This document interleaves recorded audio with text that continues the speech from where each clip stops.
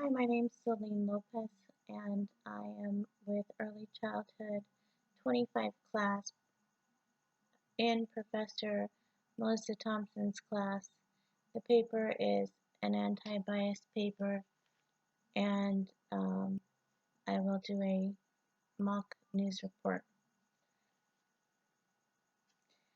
This is Celine Lopez with PBS Local Community News out of Pasadena, California, where I've just interviewed with Early Childhood Director Louise Derman Sparks. She's an author, a teacher, a mother, and a director, where her and alongside her are teachers who help out Pacific Oaks College at the Children's Center in an effort to support the anti-bias preschool environment. Children there are working through uh, justice, fairness, and learning about differences and prejudice. We can understand why Louise Derman Sparks launched anti bias education. Sometimes being a parent will open your eyes to a world unknown. Louise Derman Sparks had the best of both worlds, and sometimes so does your profession. Here she brought opportunity through the eyes of children. As a director with over 50 years of experience on matters of diversity and social justice for early childhood education, she launched an anti-bias movement and curriculum in the state of California.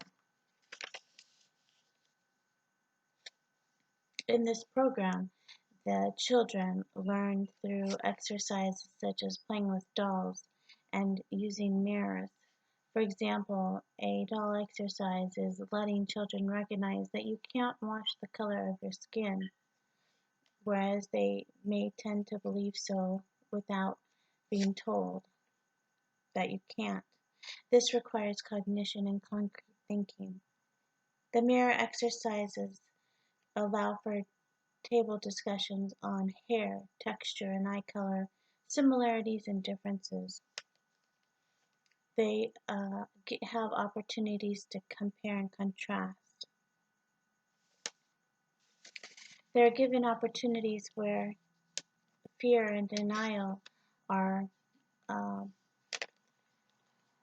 open to raising questions to overcome those barriers, acknowledging differences, becoming comfortable with sameness and uniqueness.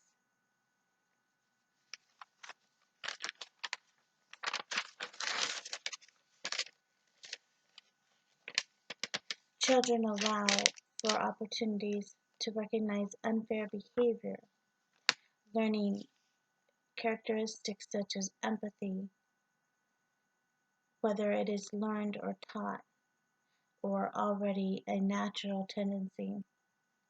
They learn about cultural differences, gender roles, and scenarios such as diaper changes. Do children have to be a certain gender to change diapers or take out the trash? No, and neither do adults. Responsibility is a self-role and a family duty, says one teacher. Kids should relate to the classroom for acceptance of self and the classroom. The classroom should reflect diversity and the families they represent. Be honest with the kids about differences they believe. Start with yourself.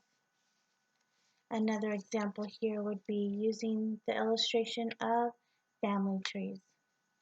Some children don't know what a family tree is.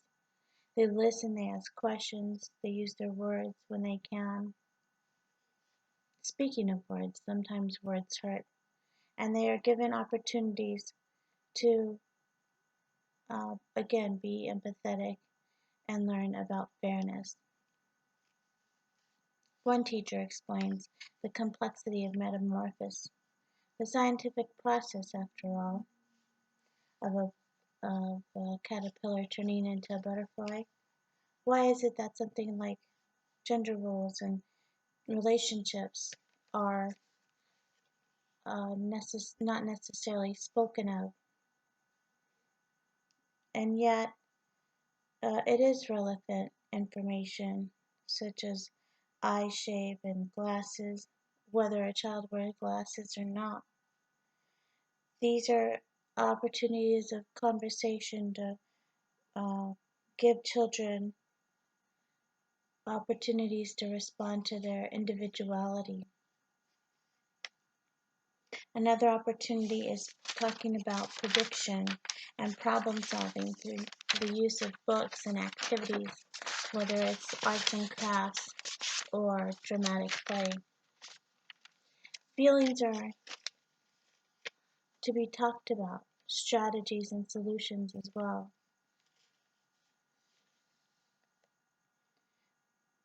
Now, stories are powerful tools, says the teacher interviewed along with the author. Another opportunity in the ABCs is teaching children action for change. The example here is the handicap activity where children are given the opportunity to give citations for people parking in handicapped parking spot.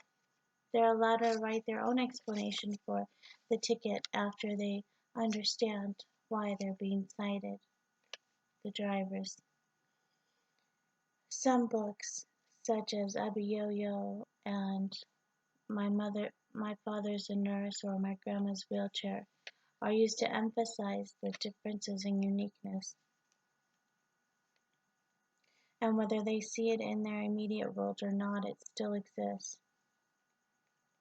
Increased communication and knowledge of social environment is the ultimate experience, and bringing families to conversation and allowing for family support in the classroom and beyond is just part of the rewards of this program. The ABC curriculum is a dynamic program where children are empowered. They develop critical thinking skills, and it opens hearts and mannerisms. They learn about themselves and others through creative action. They're allowed to do things that change unfair behaviors to fair things, and they are given times where they can take action, plan, complete activities as a class, um, as individuals in a united effort. How do kids deal with these issues or difficulties that arise, such as a disability or an attitude that brings bias? After all, children can develop biases as early as age 2. They look at what people are doing and also what they're not doing. The program requires integrating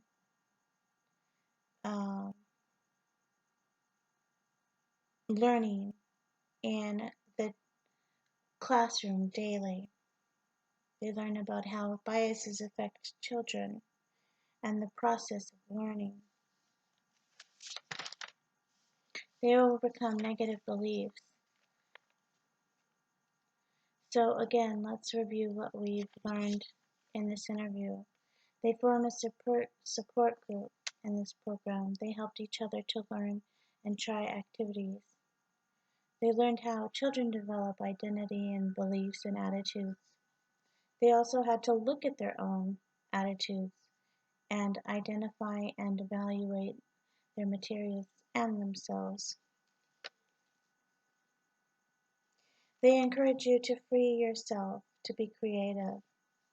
This is part of good early childhood practice.